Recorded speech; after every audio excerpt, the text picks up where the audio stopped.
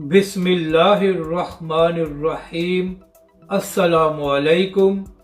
آپ دیکھ رہے ہیں یوٹیوب چینل عام سی باتیں۔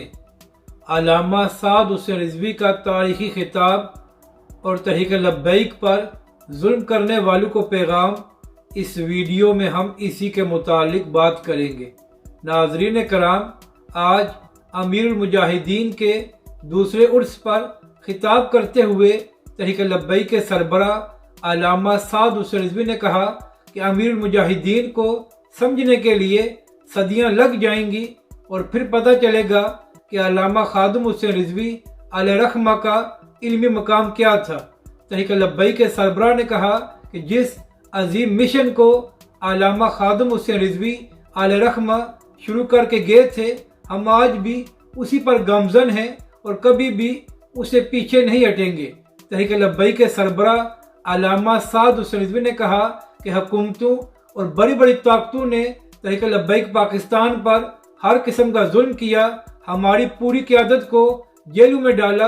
اور تحریک لبیک کے کارکنوں کا خون بہایا گیا، اور اس کا مقصد ایک ہی تھا کہ تحریک لبیک پاکستان کا راستہ روکا جائے اور تحریک لبیک پاکستان کو ختم کیا جا سکے۔ مگر تحریک لبیک کے مخالفین بری طرح ناکام ہوئے اور تحریک لبیک پاکستان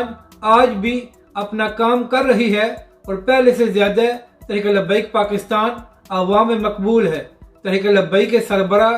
علامہ سعد حسین رضوی نے کہا کہ اب ہمارے مخالفین کو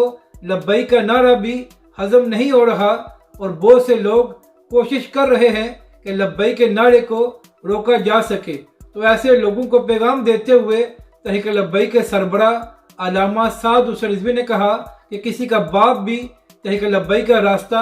اب نہیں روک سکتا اور نہ ہی کسی میں ہمت ہے کہ وہ لبیک کے نعرے کو روک سکے۔ تحریک لبیک کے سربراہ علامہ سعد حسین رضوی نے اپنے کارکنوں کو پیغام دیتے ہوئے کہا کہ اب مخالف تمہاری صفوں میں منافقین کو داخل کر کے انتشار پھیلانے کی کوشش کریں گے، تو اس لیے تحریک لبیک کے تمام کارکن اور چاہنے والے اپنے کانوں اور آنکھوں کو کھلا رکھیں اور کسی کی بات پر یقین نہ رکھیں اور صرف اپنے مشن پر کام کرتے رہیں اور تحریک لبیک پاکستان اور اس کے قائدین کی باتوں پر عمل کریں۔ اپنی رائے کا ضرور اظہار کریں کہ آپ کو یہ ویڈیو کیسی لگی اور ہمارے اس چینل کو بھی سبسکرائب کریں۔